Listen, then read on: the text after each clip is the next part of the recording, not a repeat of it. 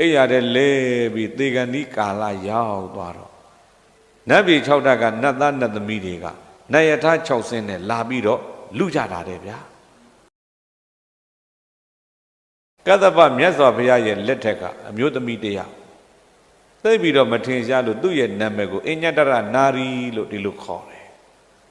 အဲ့ဒီအညတရနာရီဆိုတဲ့အမျိုးသမီးကသားလေးတစ်ယောက်ရှိတယ်ပထမတော့ရှင်ပြုတ်ပေးခြင်းစိတ်သိပ်မရှိဘူးတဲ့နောက်ဆုံးတော့ရှင်ပြုတ်ပွဲယဟန်ခံပွဲတွေတွားရင်နဲ့ဟာတန်ကတော့ရှင်သူမြတ်တွေဟောတဲ့တရားတွေနားလိုက်ရတော့သားလေးကိုရှင်ပြုတ်ပေးခြင်းစိတ်ပေါက်လာတယ်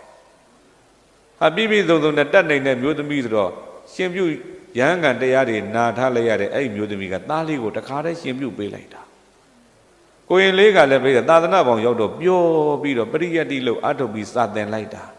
အသက်19နှစ်ကျော်20နီးသွားတဲ့အခါစာတော်ပေါက်မြောက်သွားပြီ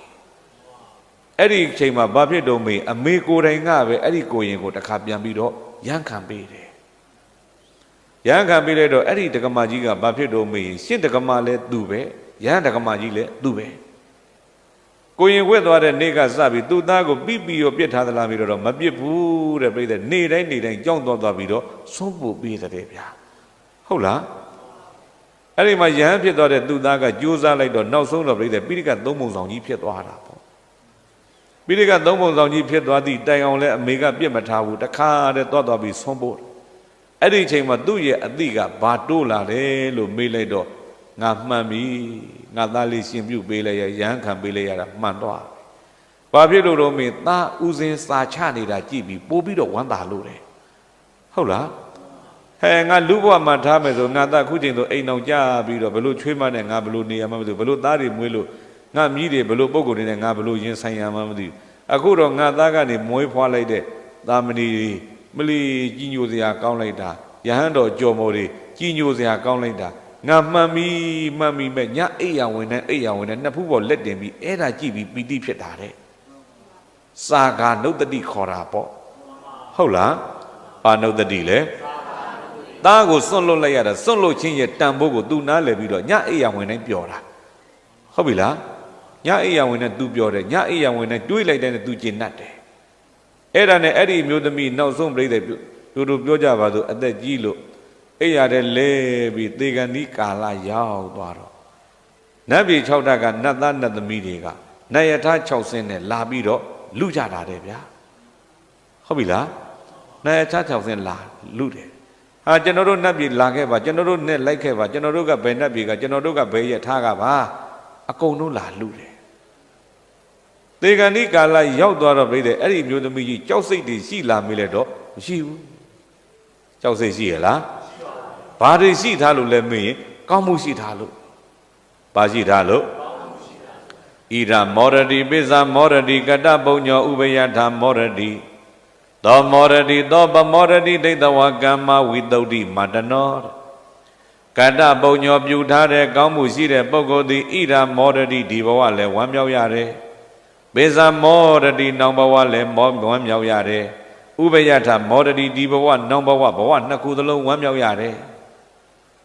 ကောင်းမှုပြုထားတဲ့ပုဂ္ဂိုလ်ကဒီဘဝလည်းဝမ်းမြောက်ရတာပဲနောင်ဘဝလည်းဝမ်းမြောက်ရတာကမ္မဝိတုဒ္ဓိမတနောတဲ့ဩငါအသက်80နေခဲ့တဲ့80လုံးငါလေးတဲ့ကောင်းမှုလေးနဲ့ပဲငါနေခဲ့ရတာပဲဆိုတာကိုပြုထားတဲ့ကောင်းမှုမြင်လိုက်ရတော့ပိုးတော်ဝမ်းတောင့်သေးတယ်တဲ့သူတော်ကောင်းတို့ဟုတ်ပြီလား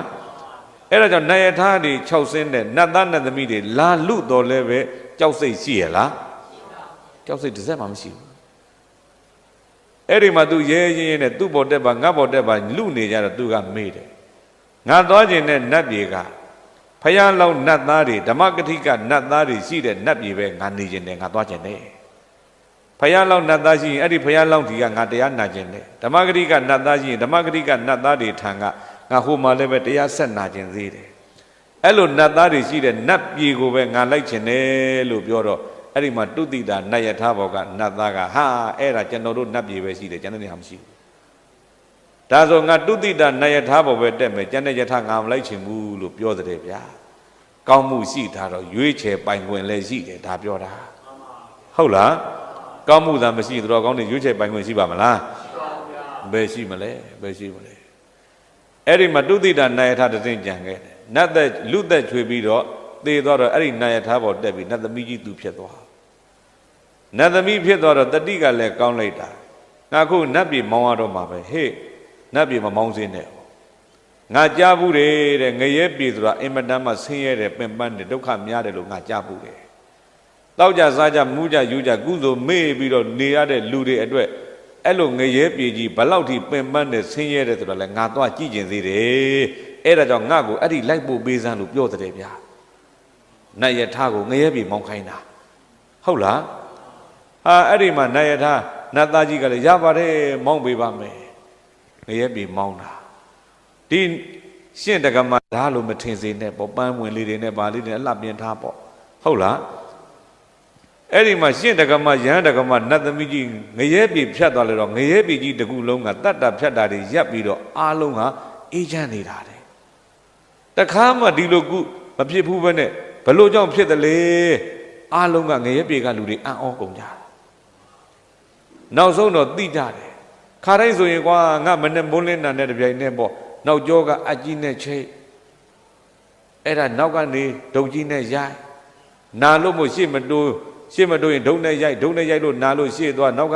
ကြောကြီးကချိတ်ထားတဲ့ဟာကြီးကနာဟာနောက်တစ်ယောက်ဆိုလည်းအထက်ကိုလက်ပတ်မင်းကြီးပေါ်တက်ခိုင်းလက်ပတ်မင်းကစူးကြီးတွေနဲ့တက်လိုက်ပြန်တော့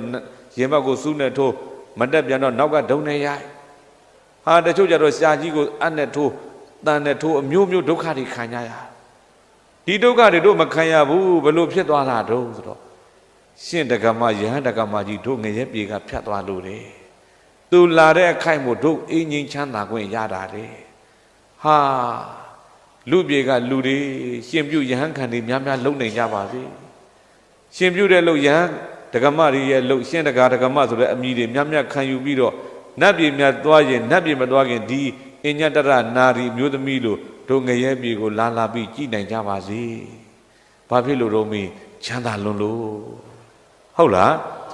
ပြောချင်တာကငရဲပြည်ကြီးခိတ္တအေးစေနိုင်တဲ့ကုသိုလ်ဟာဘာပဲရှိတယ်ရှင်ပြုရဟန်းခံကုသိုလ်ပဲဟုတ်ပြီလား